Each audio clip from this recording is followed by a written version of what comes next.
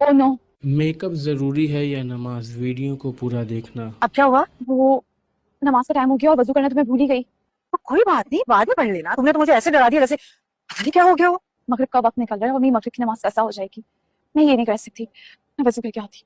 दिमाग ठीक है तुम्हारा? इतना महंगा मेकअप करवाया मैंने और तुम मुंह धोने जा रही हो? Aunty I am really sorry. मैं मानती हूँ मेरी गलती है। मुझे मेकअप स्टार्ट करवाने से पहले वजू कर लेना चाहिए था।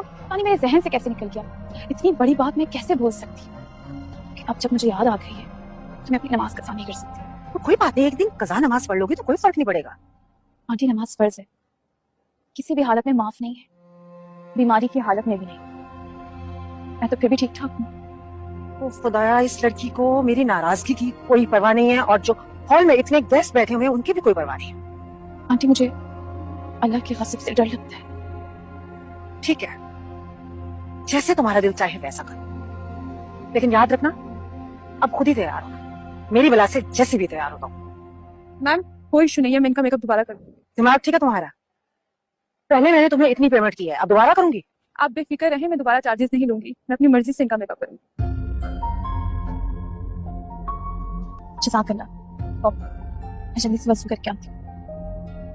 इस लड़की को नमाज पढ़ता देखकर मेकअप वाली लड़की भी नमाज पढ़ लेती है। उसके बाद क्या कहती है सुनो। मैंने अपनी लाइफ में बहुत सी ब्राइड्स तैयार की हैं, लेकिन मैंने कभी आप जैसी दुल्हन नहीं देखी।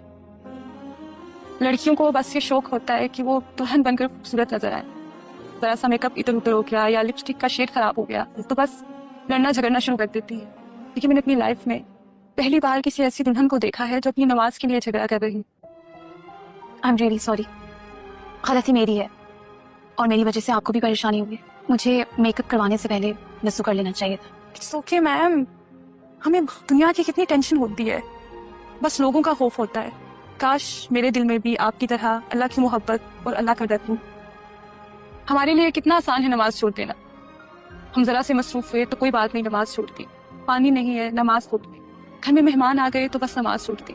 हमने अपने लिए सबसे आसान बना दिया नमाज को छोड़ना। आप बिल्कुल ठीक कह रही है। काश काश हम सब इस बात को समझ सके।